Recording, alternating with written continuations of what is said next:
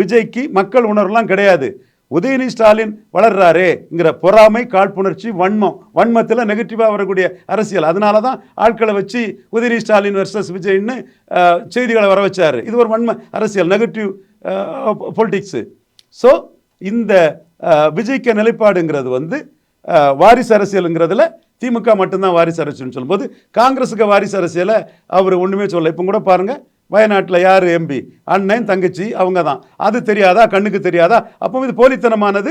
உதயநிதியை மட்டும் வாரின்னு சொல்லும்போது வன்மம், காழ்ப்புணர்ச்சிங்கிறது மக்களுக்கு தெரியும், நெகட்டிவ் மைண்டில் வராருன்னு தெரியும். சீமானை பிடிக்காத உதயநிதி ஆதரவாளர்கள் வேணா காச்சா முச்சான்னு ஏதாவது பேசிகிட்டு இருப்பாங்க. அதுவும் லாஜிக் இல்லாததுங்கிறது உதயநிதிக்கே தெரியும். அடுத்தால அவர் வந்து ஊழல்னு சொல்லும்போது இன்னைக்கு அதானிக்க ஊழலை பற்றி, அதானி மேட்டரில் ஒரு அக்யூசியேஷனை, குற்றச்சாட்டை சீமான் சொல்லியிருக்கிறாரு. அது அதிமுக ஆட்சி காலத்திலே 6000 கோடி வந்து லாஸ்ன்னு சொல்லி அதிமுக அடிக்கிறாரு, ஜெயலலிதாவை அடிக்கிறாரு. ஊழலுக்காக தண்டிக்கப்பட்டது ஜெயலலிதான்னு சொல்கிறாரு. வீரப்பன் கொள்ளக்காரன்னா ஜெயலலிதாவுக்கு என்ன பேருன்னு கேட்குறாரு. எம்ஜிஆர் ஆட்சி கொடுப்போன்னு கமல்ஹாசன் சொன்னால் எம்ஜிஆர் ஊழல் பெருச்சாளி, சாராயவாரிகளை கள்ளி தந்தை ஆக்கினான்னு சொல்கிறாரு. அந்த போல்னஸ் தான் சீமானுக்கு ஓட்டை கொண்டு வருது.